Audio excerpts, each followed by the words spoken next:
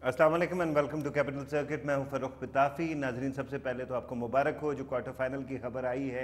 पाकिस्तान ने बासानी जीत लिया quarter final. अल्लाह करे कि आगे भी हमारी उम्मीदें इसी तरह से पूरी होती रहें और पाकिस्तान वर्ल्ड कप जीत के आए। लेकिन उसके साथ साथ आज 23 मार्च का दिन है। आज पाकिस्तान जो हमें पाकिस्तान सेलिब्रेट कर रहा है और ये बहुत ज़रूरी है कि जितने चैनल्स मैं देखता हूँ उनके अंदर तो इस वक्त नज़रिया पाकिस्तान की बात हो रही है, लेकिन नज़रिया पाकिस्तान से हट के आज के पाकिस्तान की भी बात की जानी चाहिए। नज़रियात अहम होते हैं कौमों के लिए, लेकिन उससे कहीं ज़्यादा इम्पोर्टेंट वो होता है जो ख्वाब होता है। आज के एक पाकिस्तानी का ख्वाब क्या है, आज के एक बच्चे का क्या ख्वाब है, ये चीज़ें भी हमें नहीं भूलनी चाहिए। एक बच्चा क्या वो तरक्की करके हमारे पाकिस्तान की क्रिकेट टीम का कैप्टन नहीं बनना चाहता? क्या पाकिस्तान की अचीवमेंट्स में हिस्सा नहीं डालना चाहता? ये सवाल बहुत इंपॉर्टेंट है। साथ साथ दूसरी साइड पे हमने ये देखना है कि पाकिस्तान की स्टैंडिंग आजकल तमाम मुल्कों में क्या है। अभी रिसेंटली एक बहुत बड़ा इशू हुआ रेमंड डेविस का। रेमंड डेविस को पाकिस्तान से जाने दिया गया। वो किसने जाने दिया? एक पर्सनालिटी हैं जो मैं समझता हूँ कि आज के प्रोग्राम, आज के दिन की मुनासबत से बिल्कुल परफेक्ट हैं और उनका स्टैंड हमें फिर फ़ख्र दे गया। इस वक्त मेरे साथ तशरीफ़ रखते हैं जनाब मखदूम शाह महमूद कुरैशी साहब, foreign minister, senior leader Pakistan peoples party. Thank you very much for coming to the programme in studio. Sir, आपसे जो बात मैं शुरू करूंगा, सबसे पहले मैं रेमंड डेविस के बारे में ही कहूँगा और ये नहीं पूछूंगा कि वो चला गया कैसा लगा आपको। मैं आपसे ये पूछना चाहता हूँ कि बहुत सारे लोग ये कह रहे हैं कि आपको हमारे मुल्क की एजेंसीज़ ने इस्तेमाल किया, आपको पहले कोई एविडेंस दिया, आपने उस पर जाके स्टेटमेंट दी और बाद में उन्हीं एजेंसीज़ ने ही उस बंदे को आज़ाद कर दिया। क्या कहना चाहेंगे सर? फरूख, हकीकत इसके बरक्स है। मैंने जो कुछ किया सर अपने ज़मीर की आवाज़ के मुताबिक किया, कागजात का मुताला करने के बाद किया और फ़ॉरेन ऑफिस के जो ब्रीफिंग्स मुझे दी गई उनको सामने रख के किया। ठीक। तो कहने को तो लोग बहुत कुछ कहते हैं, हमारा हावज़ा कमज़ोर नहीं होना चाहिए। और नेशनल असेंबली की डिबेट का रिकॉर्ड आपके सामने है। आपको याद होगा जब कैरी डूगर बिल ज़ेर बहस था, तो मुझ पे तब इल्ज़ाम लगाया जा रहा था कि मैं तो अमेरिका की बात कर रहा हूँ और बहुत ही कोई अमेरिका नवाज हूँ। जी, आज मुझे कहा जा रहा है कि जी मैंने ISI के कहने पे सब कुछ किया। तो मैं ये अर्ज़ करना चाहूँगा, please make up your minds. आप कन्फ्यूजन का शिकार हैं, मैं कन्फ्यूजन का शिकार नहीं हूँ। मेरा तब का मौक़िफ़ जो था मैं आज भी उसको ओन करता हूँ और मेरा जो आज का मौक़िफ़ है मैं उसको भी ओन करता हूँ। मैं कल भी पाकिस्तानी था, मैं आज भी पाकिस्तानी हूँ और मेरा मौक़िफ़ सिर्फ़ और सिर्फ पाकिस्तान की अज़मत और पाकिस्तान का वक़ार है। ना ISI है ना अमेरिका है, मेरा मफाद पाकिस्तान है। ठीक है सर। रेमंड डेविस के बारे में आपको ये जो सारी की सारे फॉलोअप हुआ है, जिस तरह आज़ाद किया गया है, आपको क्या लगता है कि जस्टिस डिलीवर की गई? नहीं। एलैबोरेट करना चाहेंगे इस पर? देखिए, जस्टिस वो होता है which is seem to be done. ठीक ठीक। यहाँ पे तो विजिबिलिटी थी नहीं। यहाँ तो लोगों ने देखा ठीक है कि अदालत में अभी तो फर्द जुर्म आयद की गई, ठीक, अभी तो केस चलना था, लेकिन आनन फानन लोगों ने सुना कि वो रुखसत भी हो गए। तो ये तो यकीन जानिए, आप मेरी बात पर यकीन न कीजिए, आप एक ओपिनियन पोल कराइए, पाकिस्तान के लोगों से रुजू कीजिए और देखिए कि अवाम का तासुर क्या है। अवाम समझती है कि उनकी आंखों में धूल झोंकी जा रही है।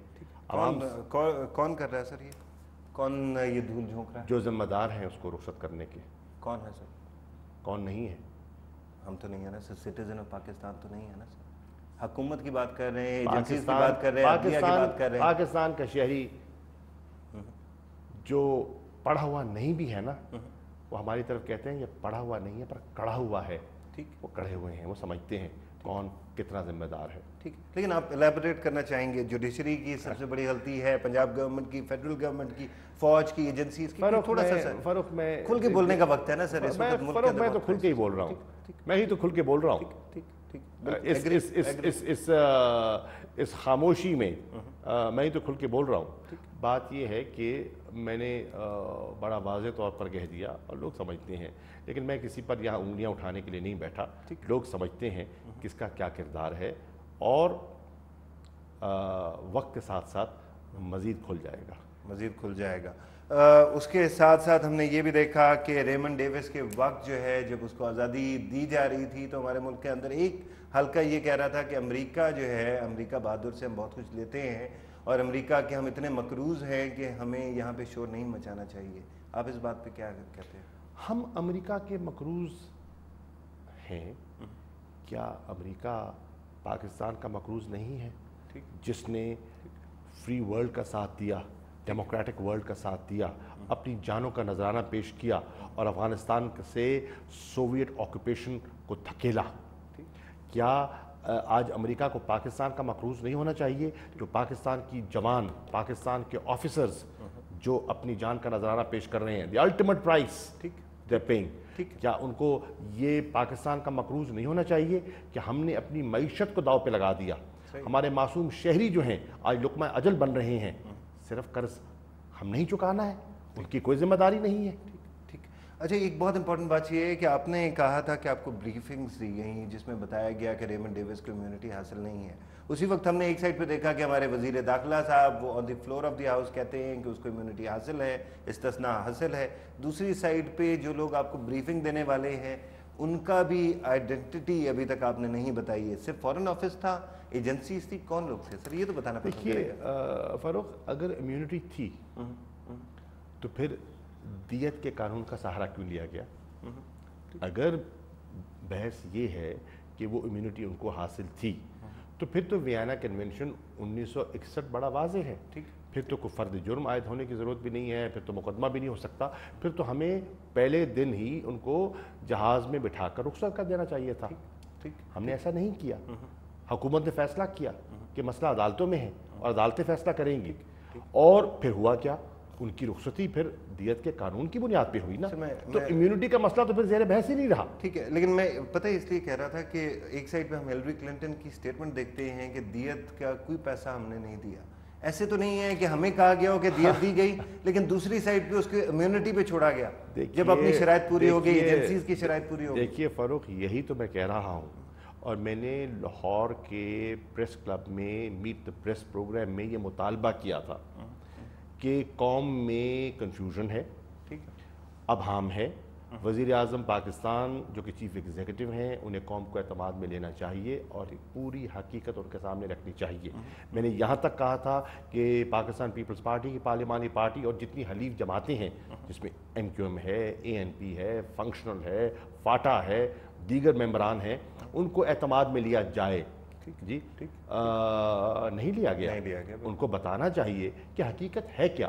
اس وقت امریکہ کہہ رہا ہے کہ ہم نے 1 روپیہ نہیں دیا. تو پیسہ دیا کس نے؟ وہ کہہ رہے ہیں ہم نے ورثاء سے رجوع ہی نہیں کیا. تو رجوع کیا کس نے؟ وہ کہہ رہے ہیں، اور سب جو ہمارے علماء ہیں ان کی یہ مسلمہ رائے ہے کہ دیت کے قانون کے لیے پہلی بنیادی شرط یہ ہے کہ جس نے جرم کیا ہے وہ اقرار جرم کرے اور پھر معافی مانگے اور پھر خون بہا کہ اس کو معاف کر دیا جائے. وہ تو ایسا کچھ اقرار جرم کا تو مجھے کہیں تذکرہ نظر نہیں آیا. ٹھیک، لیکن اقرار جرم کا نظر نہیں آیا. دوسرا آپ کے اوپر ایک چھوٹا سا ایلیگیشن بھی لگا اور وہ یہ ہے کہ آپ نے جتنا کچھ کہا کانشنس میں کہا، بالکل نظر آتا ہے کہ آپ نے ضمیر کی آواز اٹھائی. لیکن اگر یہ بات آپ اس وقت میڈیا سے کہہ دیتے یا عوام سے کہہ دیتے جب آپ منسٹر تھے تو شاید حالات آج بہتر ہوتے. فاروق، میں نے دیکھیے جب آپ ایک عہدے بھی ہوتے ہیں تو کچھ ضابطے ہوتے ہیں جن کے آپ پابند ہوتے ہیں. میں کس سے کہتا؟ میں نے وزیر اعظم سے کہا، میں نے صدر پاکستان سے کہا، میں نے جو وزیر قانون ہیں موجود تھے، وزیر داخلہ موجود تھے، یہ ذمہ دار حضرات ہیں نا. میں جب میں چودھری نثار صاحب کی افسوس کے لیے کیا، والدہ کے افسوس کے لیے، شہباز صاحب بھی وہاں موجود تھے. ان نے میری باتوں میں جب رائے لی تو میں نے ان سے بھی کہا کہ میرا تجزیہ یہ ہے، میرا تجزیہ یہ ہے. ٹھیک ہے نا. تو میں نے تو جہاں جہاں کہہ سکتا تھا میں نے کہا، برملا کہا. اور ڈاکومنٹس جو میرے تھے ان کی بنیاد پہ کہا. اور سچی بات ہے میں جب میونخ جا رہا تھا تو میں یہی کچھ ہلری کلنٹن سے کہنا چاہ رہا تھا کہ یہ میری رائے ہے اور آپ کو آپ کے لوگ مسلیڈ کر رہے ہیں، لیکن وہ پھر ملاقات نہ ہو سکی۔ ٹھیک، لیکن یہ بات کہ خاص طور پہ ایک سائڈ پہ دیت کا ابھی تک کنٹینشن ہے، دوسری سائڈ پہ امیونٹی کا، ایک سائڈ نے تو کم از کم یہ کلیم کیا کہ امیونٹی حاصل ہے۔ مجھے یہ بتائیے گا کہ آپ نے ابھی تک جواب نہیں دیا کہ آپ کو بریفنگ کس کس نے دی تھی؟ میں تو عرض کر رہا ہوں نا کہ اس میں آپ کے جتنے ادارے ہیں، آپ کی منسٹری فارن افیئرز ہے، آپ کی انٹیریئر منسٹری ہے جی، اور ہمارے جو سیکیورٹی ایجنسیز کا جو نمائندہ ہے، انہوں نے فارن آفس میں ایک انٹر منسٹریل میٹنگ کی، اور اس انٹر منسٹریل میٹنگ میں ان کی متفقہ رائے یہ تھی کہ ان کو امیونٹی حاصل نہیں ہے، ٹھیک ہے، اور اسی کی بنیاد پر میں نے آگے اپنا موقف پیش کر دیا۔ لیکن اس کے فوراً بعد جب آپ منسٹری دوسری نہیں لیتے، اس کے بعد آپ پہ ایلیگیشنز کا سلسلہ شروع ہوتا ہے، خاص طور پہ آپ کی جو نئی انفارمیشن منسٹر ہے وہ یہ کہتی ہیں کہ آپ پرویز مشرف جو ہے اس کے ٹرائل کے خلاف ہیں، دیٹس وائی اٹ ہیپنڈ۔ آپ پرویز مشرف کے ٹرائل کے بارے میں کیا سوچتے ہیں؟ میرے بھائی دیکھیے فاروق، قوم سے مذاق مت کیجیے، میں یہی کہہ سکتا ہوں اپنی بہن سے، میں مشرف کا مجھے ٹرائل کا دکھ ہے۔ 5 سال جب مشرف صاحب برسر اقتدار تھے، صاحب صدر تھے، تو منسٹر انفارمیشن کہاں تشریف فرما تھیں؟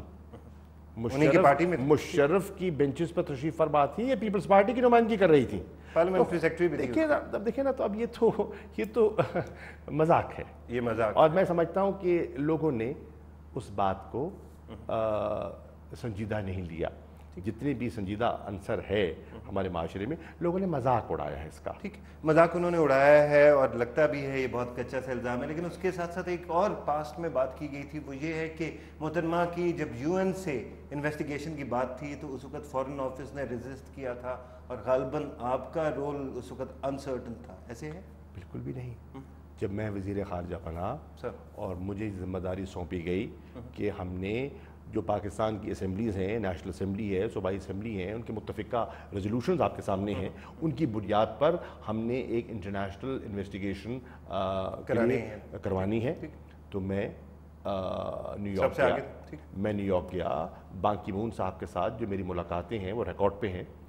اس وقت ہمارے جو وہاں PR تھے منیر اکرم صاحب موجود ہیں، ان سے پوچھنا چاہیے کہ کیا ہوا۔ آپ منیر اکرم صاحب سے پوچھئے، منیر اکرم صاحب کو میں نے اعتماد میں لیا، منیر اکرم صاحب کو میں نے یہاں بلایا فارن آفس میں، میں نے ان سے بریفنگ لی، میں نے ان کو اپنا نقطہ نظر بنایا، ان کے ساتھ بیٹھ کے میں نے حکمت عملی اپنائی، اور اس حکمت عملی پر ہم گامزن ہوئے، اور اللہ کے فضل و کرم سے ہم UN سے وہ حاصل کرنے میں کامیاب ہوئے، اور UN نے یہاں انویسٹیگیشن کی ٹیم بھیجی، اور انہوں نے انویسٹیگیشن کی اور اپنی رپورٹ دی۔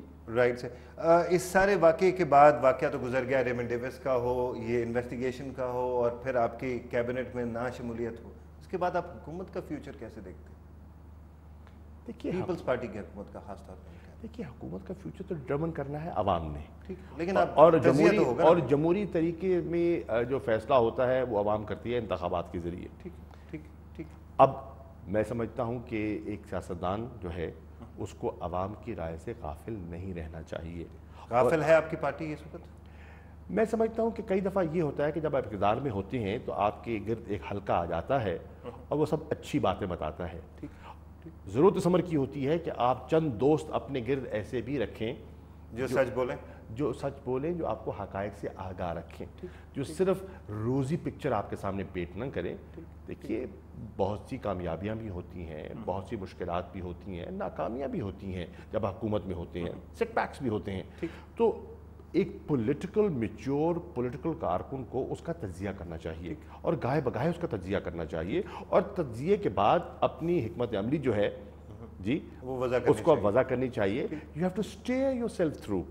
اگر آپ کی جو انکلوژن نہیں ہوئی کابینہ میں، اس کو دیکھا جائے تو اس کا مطلب یہ ہے کہ روزی پکچر پینٹ کرنے والے یا سکو فینس بہت سارے آ گئے۔